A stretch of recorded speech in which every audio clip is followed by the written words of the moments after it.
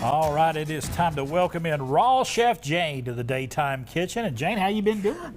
Pretty well. How about yourself? Very colorful. As always, Good. got your ETSU colors on. Well, it's funny, but I have yellow coreopsis is blooming right now. Oh, yeah. So I said, let me wear something today that is representing the colors of spring. All right. So this is why I'm wearing yellow today. A little bright yellow. Isn't that nice? It always just brightens up the day. Sunshiny. Yeah. Since we don't have any sunshine.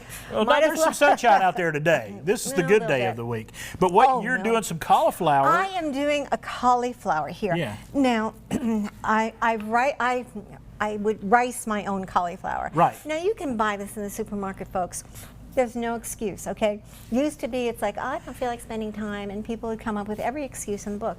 There is no excuse now, because our supermarkets carry vegetables that are already cut up for you. They carry spiralized vegetables that are already done for you. They carry cauliflower rice, which is already done for you. So you can buy this, okay, so that you have no excuses anymore. But I like to do my own because I just like it a little bit finer than what I can buy. You just like being in the kitchen and doing stuff like do, this. and I'm used to making my own of everything, so that's fine. Now, this is a take on my Tuscan Bliss, which is in my book, okay? And normally it's like a Mediterranean kind of dish where I have some oregano and some thyme that I picked fresh from the garden this morning. Ooh. And I put that in there.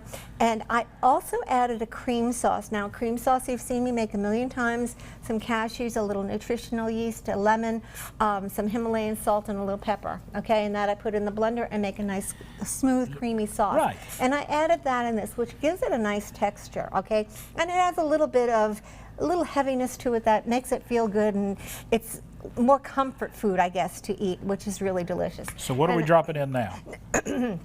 I have some rehydrated sun-dried tomatoes, which are also from the garden, and I'm just going to mix these in really well.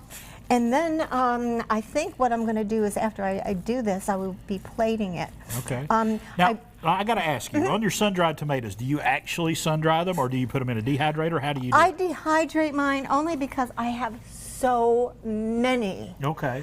And tomatoes is one of those things they can get out of hand on you. Well, I have 2 9-tray dehydrators. Right. During the summertime, they are both going pretty much full time. Okay. Okay, so there's a lot going on in my kitchen. Not yet, but it will be starting soon. I'm still So you're just blending that all together? Yeah, I am. I'm still using tomatoes. These are from last season, so I rehydrated them and I just chopped them up a little bit this morning. So basically, and I have a little oregano and a little thyme in there. This is your basic dish. Okay. Now, how you want to season this becomes different. Right. Okay? And you know I always encourage everybody to make something that they like, right, with to their seasonings taste palette. Exactly. Yes. Seasonings and flavorings and spices and herbs that you like. Because if you don't like it, what's the sense in making it? You're not going to eat it if you don't like it. And who cares if anybody else doesn't like it or not? You like it and you can eat it, okay? So, all right. You know, and if somebody else, like my husband, may like a different flavor than I do. So maybe I'll take a little bit of this and mix in his flavorings that he likes in that. And then I'll make mine a little bit different. Okay, because you can do that with this, because you don't have to add very much. And a lot of times, remember not to add too much of any spice, because you don't want it to be overpowering. Right. You want to still taste the freshness of everything that's in here. Okay, and you don't want to overpower anything with a certain spice. And we're going to spice this a little later, but I want to ask you about your fresh herbs. Yes. How many different fresh herbs do you grow in your garden, or do you grow? 6, maybe 6 or 7. Really? Which one's the easiest to grow?